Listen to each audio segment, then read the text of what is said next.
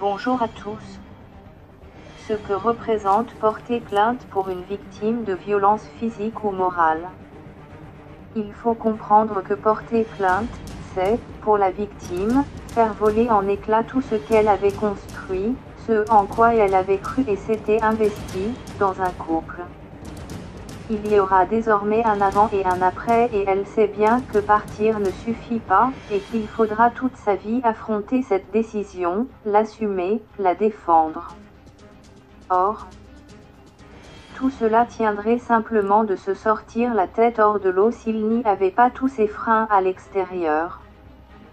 Ce regard ambigu de la société sur les victimes de violences, et ces freins administratifs, c'est-à-dire la lenteur et la non-reconnaissance de la justice souvent, et l'incompréhension des instances sociales du phénomène.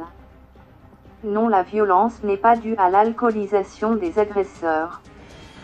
Il y a, en effet, une méconnaissance en France, chez beaucoup de psychologues et dans le domaine du social, de l'éducation et de la justice, de la perversion narcissique et du pervers narcissique violent.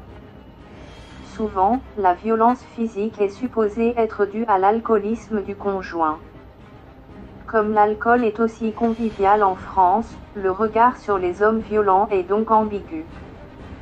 L'homme violent est associé à l'alcool et l'alcool est associé à la fête dans les représentations de tout un chacun.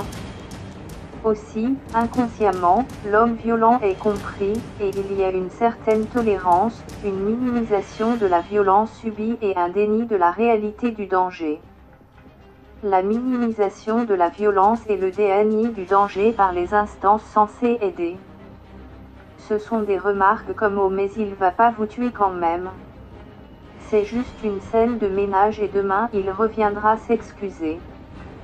Or, les hommes violents n'ayant jamais bu une goutte d'alcool ou n'étant dépendants d'aucune substance existent. La violence physique n'est pas due à l'alcool. Elle est la partie immergée de l'iceberg de la violence perverse psychologique et de toute autre violence invisible qu'il fait subir à sa partenaire bien avant qu'il n'en arrive au coup. Comme l'ont montré les études en sciences humaines sur les violences conjugales. La violence physique, dans ces cas où l'agresseur est pervers narcissique, n'arrive qu'exceptionnellement, si et lorsque la victime se rebelle, refuse d'être rabaissée et diminuée et se défend. J'expliquerai les phases de ce processus dans une prochaine vidéo.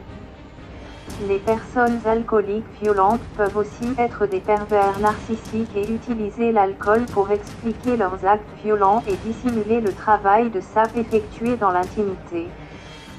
Dans ce cas, le problème apparent est l'alcool. Et l'agresseur apparaît comme une victime, puisque l'alcoolisme, pour tout un chacun, est considéré comme une maladie et que les addictions aussi sont considérées comme des maladies. Voilà ce que j'avais à dire pour ce sujet. Si vous êtes intéressé par le sujet, n'hésitez pas à me faire partager votre expérience et votre vision de la question. Vous pouvez aussi me donner des idées de développement de problématiques précises sur le sujet. Merci d'avoir écouté cette vidéo. À bientôt pour une prochaine.